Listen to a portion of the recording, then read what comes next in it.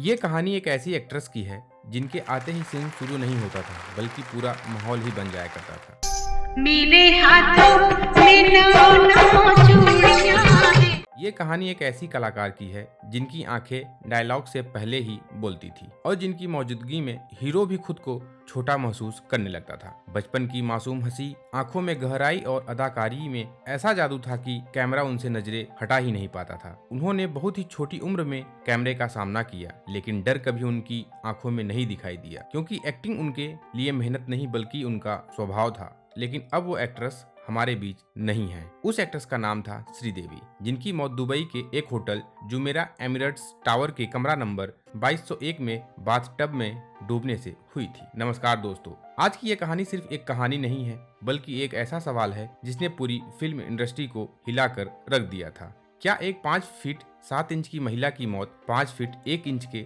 Bathtub में डूबने से हो सकती है, या फिर इस कहानी के पीछे कोई ऐसा सच छिपा है जो आज तक पूरी तरह से सामने नहीं आ पाया? आज के इस वीडियो में हम जानेंगे उसी रहस्यमयी रात की पूरी कहानी। आखिर श्रीदेवी की मौत कैसे हुई? 13 अगस्त 1963 को तमिलनाडु के छोटे से शहर शिवकाशी में श्रीदेवी का जन्म हुआ था। उनका असली नाम था श्री अम्मा यंगर अयप्पन था। फिल्मों की दुनिया में कदम रखने के बाद उन्होंने अपना नाम बदलकर श्रीदेवी रख लिया और यही नाम आगे चलकर उनकी पहचान बन गई। उनके पिता का नाम अयप्पन था, जो पेशे से एक वकील थे, जबकि उनकी मां का नाम राजेश्वरी था। श्रीदेवी की एक बहन भी थी जिसका नाम श्रीलता था। लेकिन दोस्तों, आज के इस वीडियो में हम उनकी निजी जिंदगी के पहलू पर नहीं बल्कि उस सवाल पर बात करेंगे जिसने पूरे देश को हैरान कर दिया था कि आखिर श्रीदेवी की मौत कैसे हुई। मोहित मारवाह की शादी दुबई में बड़े ही धूमधाम से आयोजित की गई थी। यह एक बेहद हाई प्रोफाइल शादी थी जिसमें फिल्मी दुनिया से लेकर कई बड़े बिजनेसमैन भी शामिल होने के लिए दुबई पहुंचे थे।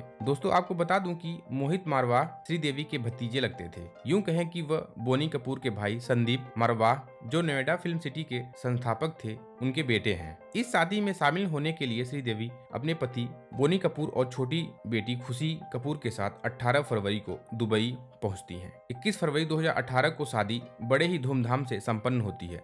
सब कुछ ठीक चल रहा था। श्रीदेवी बहुत खुश थी। उन्होंने अपने इंस्टाग्राम अकाउंट पर कुछ तस्वीरें भी शेयर की थी। लेकिन बोनी कपूर की एक मीटिंग लखनऊ में थी, जिसके कारण वह अपनी बेटी के साथ इंडिया आ जाते हैं और लखनऊ चले जाते हैं। वहीं श्रीदेवी दुबई में ही रुक जाती हैं। कुछ लोगों का कहना था कि उन्हें अपनी बेटी के लिए शॉपिंग करनी थी, इसीलिए वह दुबई रुक गई। 24 फरवरी को श्रीदेवी बोनी कपूर को फोन करती हैं और कहती हैं कि वह उन्हें बहुत मिस कर रही हैं। फोन कटने के बाद बोनी कपूर के मन में एक ख्याल आता है, क्यों न इस दूरी को सरप्राइज में बदल दिया जाए। बस फिर क्या था, बिना वक्त गंवाए वह श्रीदेवी से मिलने दुबई के लिए रवाना हो जाते हैं। दुबई पहुंचकर बोनी कपूर होटल से डुप्लीकेट चाबी लेकर श्रीदेवी का कमरा खोलते हैं और उन्हें सरप्राइज देते हुए कहते हैं कि उनसे रहा नहीं गया, इसलिए वह उनसे मिलने फिर से दुबई आ गए। इस पर श्रीदेवी हंसते हुए कहती हैं कि उन्हें भी लग रहा था कि वह आ सकते हैं। इसके बाद बोनी कपूर एक रोमांटिक डिनर पर जाने की बात करते हैं। पहले तो श्रीदेवी ने इस बात को मना किया, लेकिन काफी कोशिश करने के बाद वह तैयार हो जाती हैं और नहाने के लिए बाथरूम चली जाती हैं।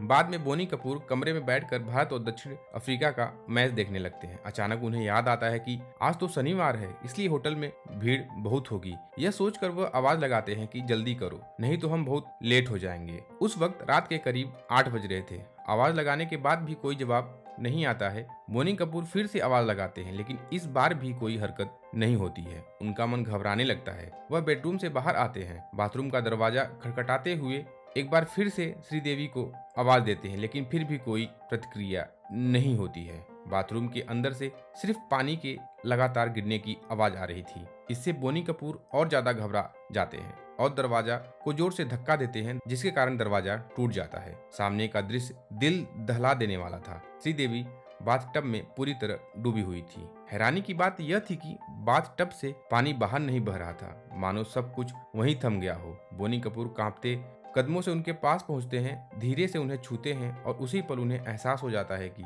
श्रीदेवी इस दुनिया को हमेशा के लिए अलविदा कह चुकी हैं। 51 साल के अपने फिल्म करियर में श्रीदेवी ने लगभग 300 से ज्यादा फिल्मों में काम किया। उनकी पहली फिल्म बतौर चाइल्ड आर्टिस्ट जूली थी, जबकि उनकी आखिरी फिल्म मॉम रही। उनकी मौत के बाद उन्हें बेस्ट एक्ट्रेस का नेशनल अवार्ड भी मिला। तो दोस्तों, कैसी लगी आप लोगों को जानकारी? अगर अच्छी लगी हो तो चैनल को लाइक सब्सक्राइब जरूर कीजिए। जय हिंद, जय भारत।